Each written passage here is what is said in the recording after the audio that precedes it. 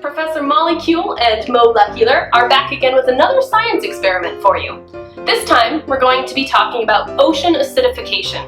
Now I know that sounds like a super fancy word that only scientists use, but I'm confident that by the end of this video, it's something you'll be able to understand. By now, you're probably familiar with the concept of acids and bases. Can you think of any examples of a base, Mo?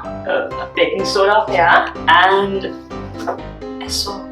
Soap. Nice. Now how about an acid? Not again. Orange juice. Yes, orange juice. That is an acid. Now when we talk about acids and bases, we assign them numbers from what's called the pH scale, right? So we can quickly figure out how acidic or basic something is. And that scale is numbered from 0 to 14. Different things fall on different spots on this scale. And right in the middle is the number 7, which describes something neutral, neither an acid nor a base.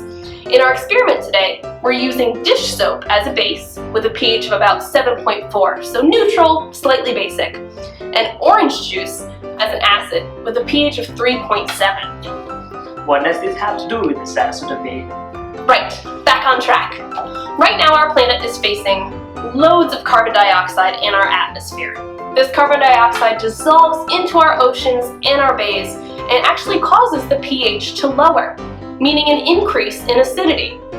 Our bodies of water like Sarasota Bay are starting to head in the direction of orange juice.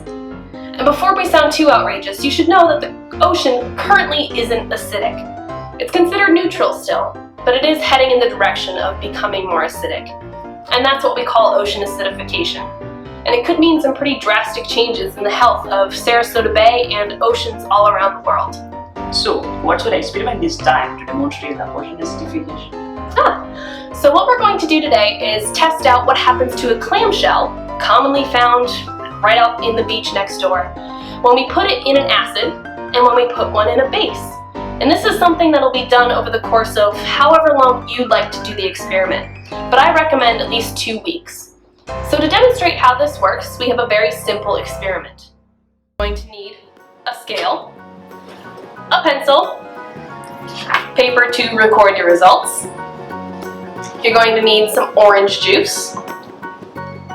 You're going to need some dish soap and a little bit of water. You'll notice that we already have these glasses set up. In this glass, we just poured orange juice straight into the glass. In this one, we added some water to our dish soap so you get a nice frothy concoction there.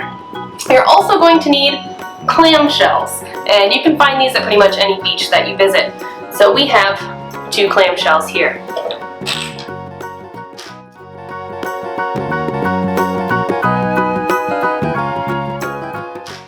First step in this experiment is going to be weighing your clamshells. So you're going to take your first one and you're going to put it on your scale and you're going to record how heavy it is.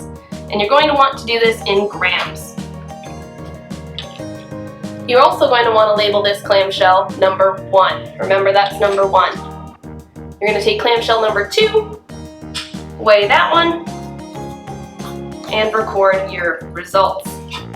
Remember, that's clamshell number 2.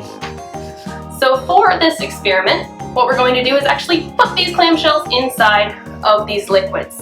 So clamshell number 1 is going to go right into the orange juice. Clamshell number 2 is going to go in the dish soap glass. What do you think is going to happen? Form a hypothesis, do your experiment, record your results, and I hope you have fun.